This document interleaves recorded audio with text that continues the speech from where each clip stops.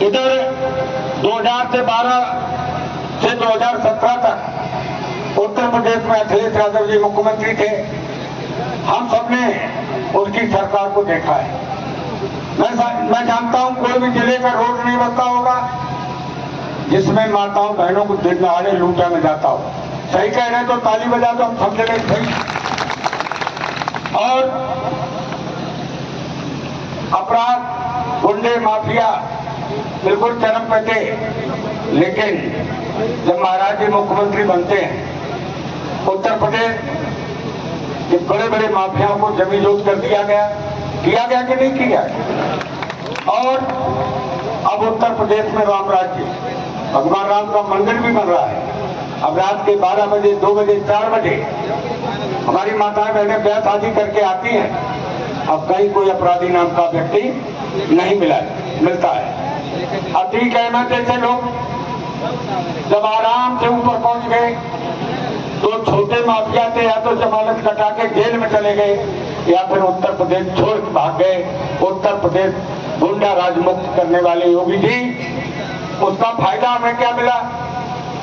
अखिलेश जी की सरकार में कोई विदेशी कंपनी या देश की कंपनी यहाँ पर फैक्ट्री लगाना नहीं चाहती, लेकिन माननीय योगी जी का 9 साल का बेमिसाल कार्यकाल देखकर विदेशों की कंपनियां और अपने देश की कंपनियां भारी संख्या में निवेश करके अपने अपना उद्योग लगा रही है, जिसमें लाखों की संख्या में हमारे उत्तर प्रदेश के लोग काम करेंगे, उनको रोजगार मिलेगा।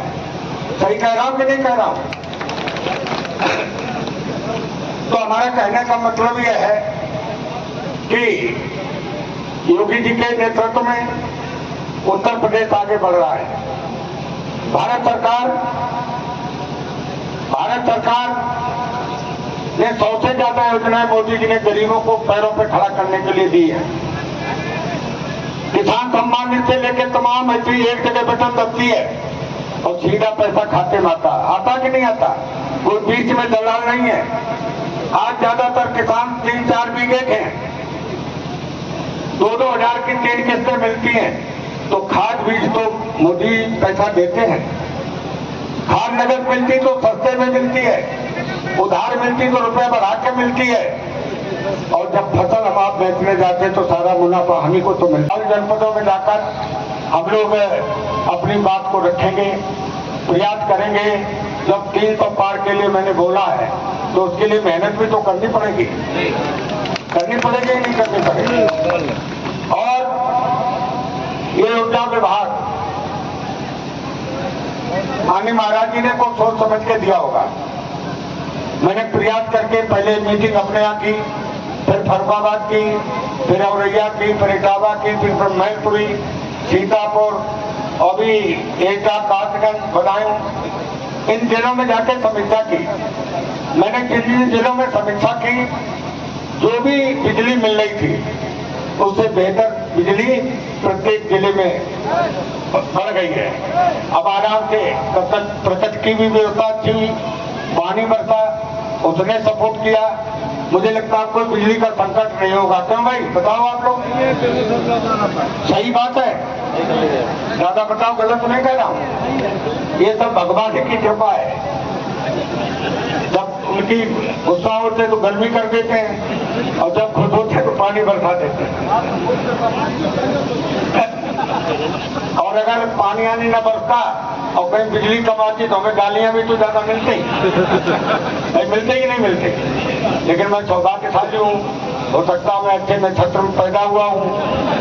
कोई बात तो है जो भगवान ने पूरी कर दी, जो आप सभी को जाना है।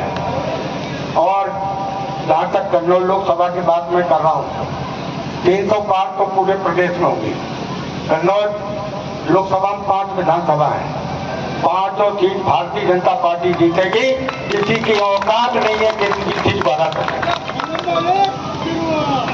और क्योंकि जब प्रचंड बहुमत से सरकार बनेगी, हाँ, पत्रकारों ने पूछा कि बहन जी हमने की, उनको तो 4 बार मुख्यमंत्री रह चुके, अब उनका समय खत्म हो रहा लगता है। फिर बोला अखिलेश जी हमने इनके पिता जी 3 बार रह ली है। एक बार अखिलेश जी ले लिए, ये भी 4 बार शपथ ले लिए, तो हमने इनका भी युग समाप्त है। इस समय मोदी और योगी का युग चल रहा है पूरे भारत में, पूरे विश्व भारत की तरफ देख रहा है। मैं यहाँ पर सभी सम्मानित बुजुर्गों के चरणों को प्रणाम करता हुआ, बड़े भाइयों के चरणों को प्रणाम करता हुआ और सभी सम्मानित प्रधानों का हृदय से धन्यवाद। पूरी विधानसभा के प्रधान आए, बहुत बड़ी बात है।